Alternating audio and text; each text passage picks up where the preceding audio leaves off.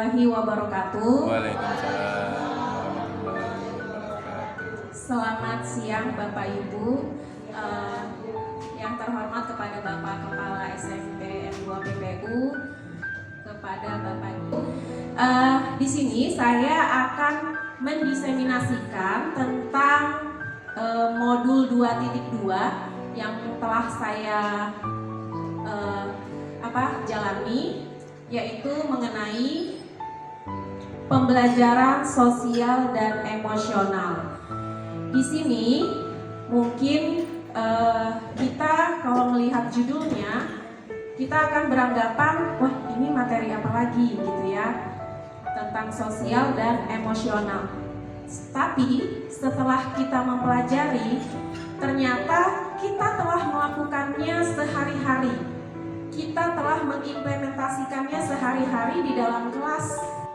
Di sini kita saling sharing ya Bapak Ibu. Saya hanya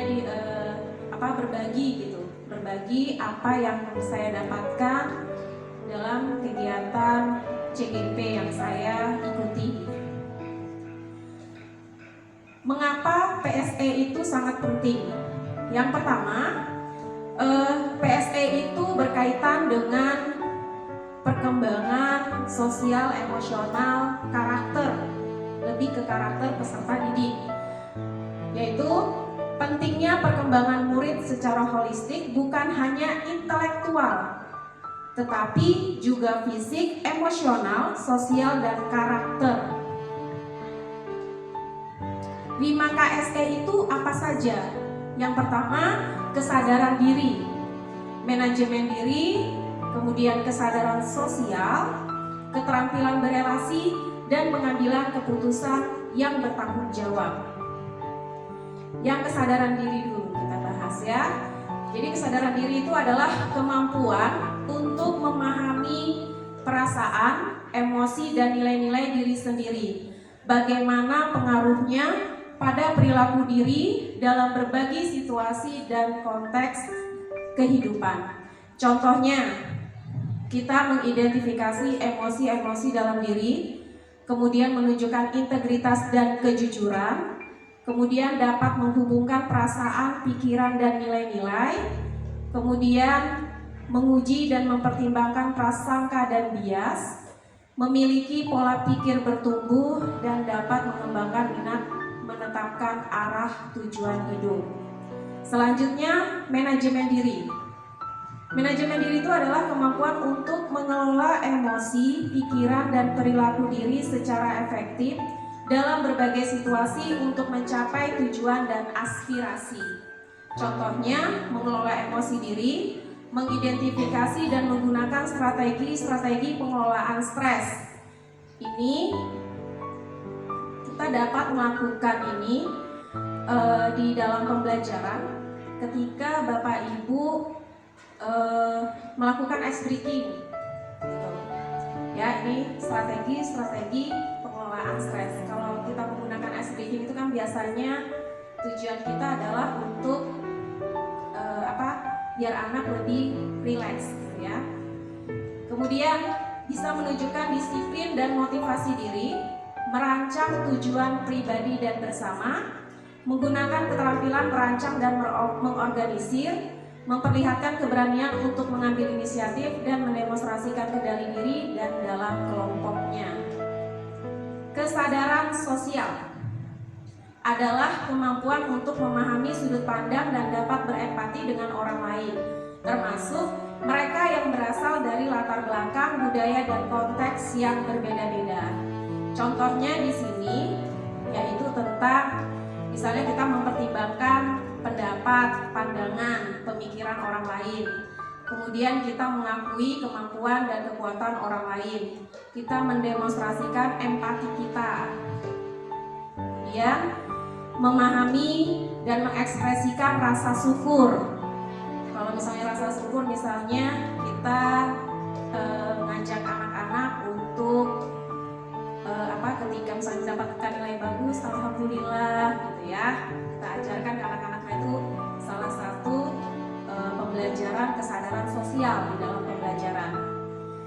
Kemudian mengidentifikasi ragam norma sosial termasuk norma-norma yang menunjukkan ketidakadilan.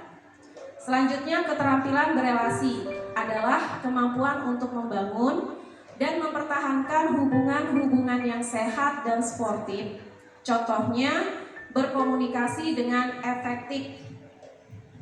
Kemudian mengembangkan relasi dan hubungan positif, memperlihatkan kompetensi kebudayaan, mempraktikkan kerjasama tim dan pemecahan masalah secara kolaboratif. Kemudian dapat melawan tekanan sosial yang negatif, kemudian juga turut membela hak-hak orang lain. Selanjutnya, pengambilan keputusan yang bertanggung jawab adalah kemampuan untuk mengambil pilihan-pilihan membangun yang berdasar atas kepedulian, kapasitas dalam mempertimbangkan standar-standar etis dan rasa aman, dan untuk mengevaluasi manfaat dan konsekuensi dari bermacam-macam tindakan perilaku untuk kesejahteraan psikologis, well-being. Jadi well-being ini kata-kata yang sering sekali kita dengar ketika ada kumer ya. Jadi keadaan kondusivitas, kesejahteraan gitu ya, keamanan, kenyamanan bagi murid dalam belajar gitu. Kemudian contohnya menunjukkan rasa ingin tahu dan keterbukaan pikiran. Ini kalau di kelas bagaimana cara guru itu memancing murid-muridnya agar mau bertanya. Biasa anak-anak itu kan malas ya, atau tidak tertarik untuk bertanya. Entah dia nanti dirasa diolokin gitu ya sama temannya, kamu gitu aja nggak ngerti. Nah itu kadang yang membuat anak malas atau tidak mau bertanya jadinya. Nah ya di sini kita yang berperan untuk menciptakan pembelajaran sosial emosional tentang bagaimana menumbuhkan rasa percaya diri ketika anak bertanya. Kemudian mengidentifikasi atau mengenal solusi dari masalah pribadi dan sosial, berlatih membuat keputusan, kemudian mengantisipasi dan mengevaluasi konsekuensi-konsekuensi dari tindakannya, kemudian menyadari bahwa keterampilan berpikir kritis sangat berguna baik di lingkungan sekolah maupun di luar sekolah. Kemudian merefleksikan peran seseorang dalam memperkenalkan kesejahteraan psikologis, kemudian mengevaluasi dampak dan pengaruh dari seseorang. Nah, sebagai guru itu kan sebagai pemimpin pembelajaran di kelasnya. Nah, kita itu harus mampu dan dapat menerapkan 5 kompetensi sosial dan emosional ini dalam pembelajaran. Agar apa? Agar anak dapat belajar dengan menyenangkan, kemudian dapat juga menciptakan karakter murid. Jadi ketika kita melakukan pembelajaran, itu tidak hanya intelektualnya saja yang kita inginkan mengalami peningkatan, tapi karakternya juga. Kemudian ini 3 hal yang mendasar, yaitu tadi penerapan 5 kompetensi KSE-nya, dari kesadaran diri, manajemen diri, kesadaran sosial, keterampilan berelasi, dan pengambilan keputusan yang bertanggung jawab. Nah, kemudian diterapkan 4 indikator ya. Secara yang pertama yaitu pengajaran secara eksplisit. Kemudian kita mengintegrasikan ke dalam proses pembelajaran. Kemudian menciptakan iklim dan budaya sekolah, dan yang keempat kita memberi penguatan kepada pendidik dan tenaga kependidikan di sekolah. Ini manfaat PSE pasti yang tujuan utamanya adalah peningkatan karakter murid. Nah, pengajaran eksplisit itu yang seperti apa? Pengajaran eksplisit itu yang benar-benar gamblang gitu ya, langsung gitu. Jadi penerapan implementasi PSE-nya itu misalnya bisa dilakukan dengan kegiatan piket sambut pagi yang sudah kita biasakan di sekolah kita. Jadi di piket itu kita memberikan senyum, menyapa anak, Di situ tumbuh karakternya anak untuk mau hormat gitu ya, mau hormat kepada guru, kemudian mau menyapa guru. Nah, kemudian kegiatan sholat berjamaah, PSE-nya di situ dimunculkan, yaitu antri berwudu, bagaimana dia sholat berjamaah ketika masuk ke dalam sholat, gitu ya. Kemudian kegiatan Jumat berkah dan kegiatan sosial yang sering kita lakukan, misalnya ada iuran sedekah untuk keluarga yang sedang berduka, gitu. Kemudian kalau terintegrasi dalam praktek mengajar dan kurikulum akademik, itu yang kita lakukan pada saat KBM, yaitu kita memberikan pembukaan. Jadi pada saat pembelajaran itu kan kita ada pembukaan. Nah, pembukaan yang hangat gitu. Jadi kalau misalnya nih mohon maaf, kita pagi-pagi udah membawa murid kita untuk marah-marah gitu ya. Ya itu juga saya gitu ya kan. Kadang kita juga agak sebel, marah mungkin gitu ya. Nah, ini kalau bisa gitu, di dalam pembelajaran itu biasanya bukalah pembelajaran itu dengan sesuatu yang hangat gitu. Mungkin menyapa anak-anak, menanyakan perasaannya gitu ya. Kemudian kegiatan inti.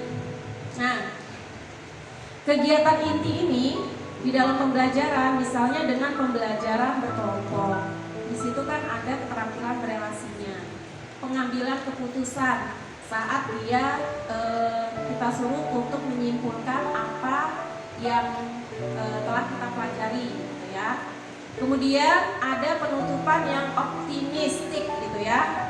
Nah, di sini adalah cara-cara positif kita, di mana kita itu bisa memperkuat pemahaman mereka. Misalnya kita ajak mereka untuk merefleksikan apa yang telah kita pelajari, apa yang telah kita lakukan dari awal pembelajaran sampai akhir. Nah, menciptakan iklim kelas dan budaya sekolah. Di sini melalui praktik guru dan gaya interaksi kita dengan murid, gitu. Misalnya kalau kita bertemu dengan murid, Assalamualaikum Bu, kita jawab gitu ya, Waalaikumsalam gitu. Atau kalau misalnya kita bertemu murid, kemudian muridnya juga cuek, kita juga jangan yang gengsi, kamu cuek gitu ya kan, enggak. Tapi kita Assalamualaikum nak, itu yang ngajarin dia gitu ya. Ini biasanya Bu Dwi, Bu Devi nih ya, masih lembut-lembut gitu ya.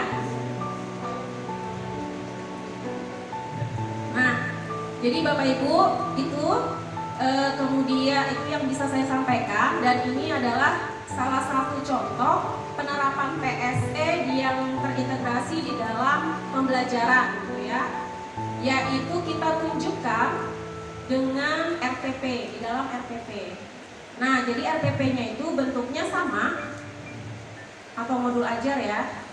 Tapi di dalam kegiatannya itu memuat seperti ini Bapak Ibu. Jadi ketika misalnya guru membuka kegiatan dengan salam dan mengatakan murid untuk berdoa sebelum kegiatan pembelajaran, dikasih keterangan, oh ini kesadaran diri gitu. Kemudian misalnya menanyakan apa kabar gitu ya. Bisa juga dengan menanyakan perasaanmu bagaimana gitu ya. Nah, itu juga merupakan PSE, pembelajaran sosial emosional tentang manajemen diri. Nah, jadi sebenarnya Bapak Ibu kita sudah melakukannya, cuma kita menganggapnya itu kayak bagian dari memang apa yang harus dilakukan ketika mengajar gitu ya. Tapi ternyata ada nilai-nilai di dalam situ ya, yaitu nilai PSE, pembelajaran sosial dan emosional.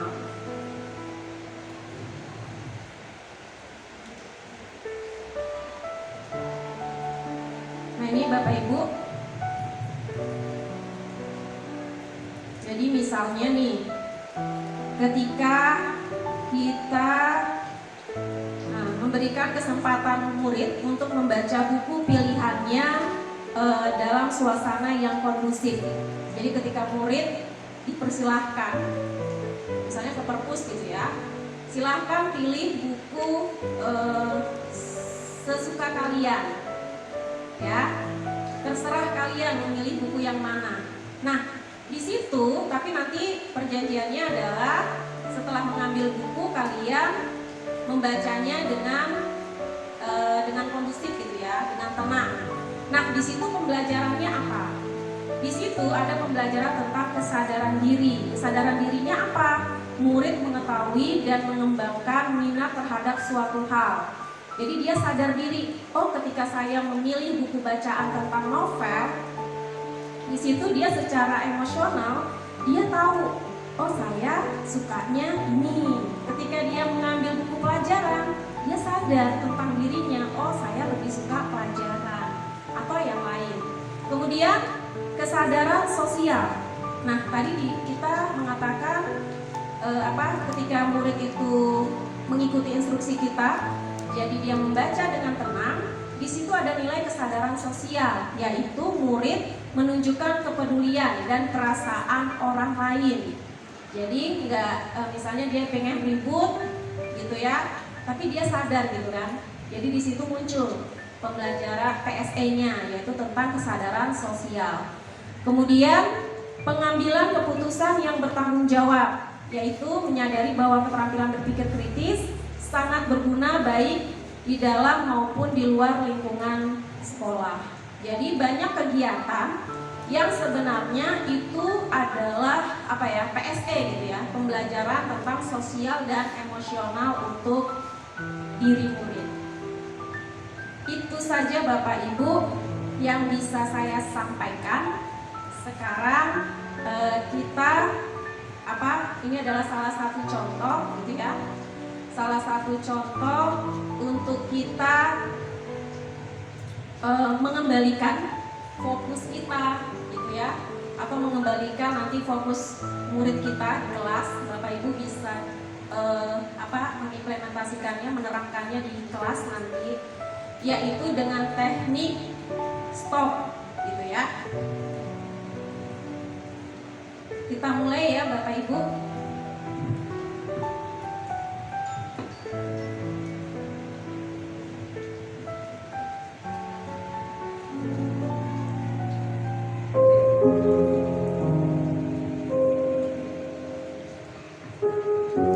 Mari kita stop sejenak dari kegiatan apapun yang dilakukan kita saat ini. Mari istirahatkan sejenak fisik dan mental kita selama kurang lebih 3 menit saja. Sebelum mulai, silahkan Bapak Ibu duduk senyaman mungkin. Bapak Ibu bisa menggeser posisinya agar lebih nyaman. Cobalah tidak membungkuk, tetap tegak, tetapi kedua bahu tetap rileks. Rasakan kursi yang menopang tubuh Anda. Rasakan kedua telapak kaki bertumpu pada lantai. Silahkan letakkan tangan pada pangkuan atau di atas meja. Rilekskan. Silahkan pejamkan mata jika merasa nyaman, atau cukup arahkan pandangan ke bawah. Rileks. Amati nafas yang masuk dan keluar. Bernafaslah seperti biasa.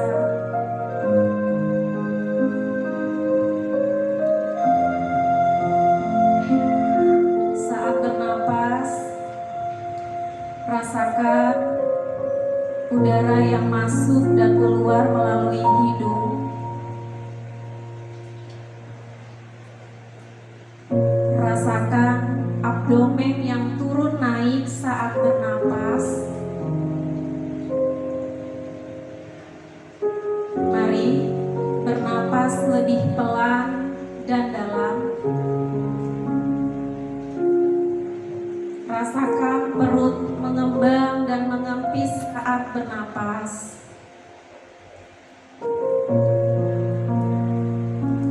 Amati tubuh yang terasa lebih rileks saat mengeluarkan napas. Mulai dari otot wajah, sekitar dahi, kelopak mata, pipi, rahang dan dagu. Kemudian rasakan kedua bahu, lengan atas dan jari jemari Anda. Amati napas yang lebih tenang dan pelan.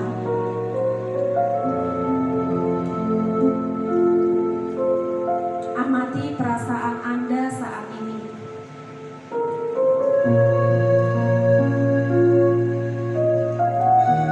Apakah yang Anda pikirkan saat ini? Amati pikiran tersebut.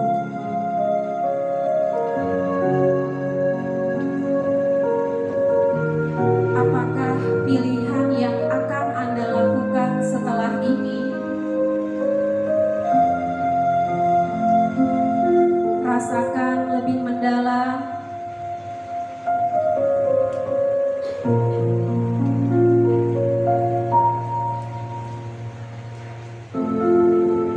Baik, kita akhiri lagi dengan satu kali napas yang lebih panjang dan perlahan. Silahkan. Setelah ini kita akan melanjutkan kembali kegiatan dengan membawa perasaan yang lebih tenang, pikiran yang lebih fokus, dan tubuh yang lebih rileks. Tarik nafas, hembuskan.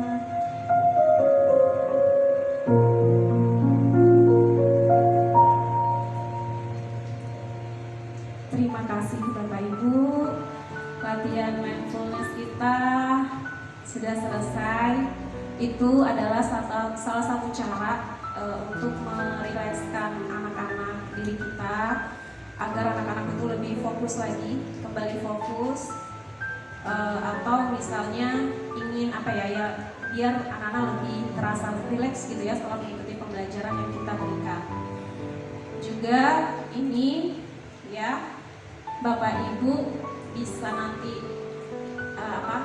terapkan di kelas.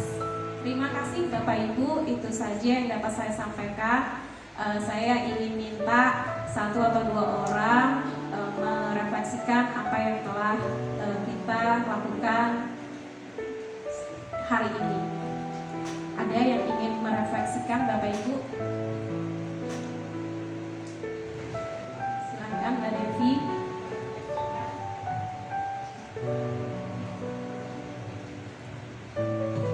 Baik, terima kasih Bu atas kesempatannya.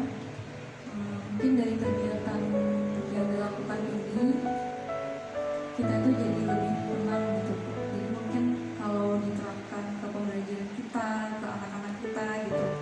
Jadi mungkin yang sebelumnya nih mereka mengulang, terus misalnya saya matematika gitu, image mereka kalau matematika itu sulit mungkin jadi lebih terkontrol gitu dengan adanya PSK ini gitu. Mungkin itu jawabannya. Terima kasih. Terima kasih Ibu Devi. Ya harapannya begitu ya Bapak Ibu, kita dapat nanti menerapkan PSK ini di dalam pembelajaran kita di kelas nanti. Terima kasih Bapak Ibu. Saya akhiri sampai sini. Kalau tidak ada pertanyaan, tidak ada ya. Saya akhiri sampai sini. Wassalamualaikum warahmatullahi wabarakatuh.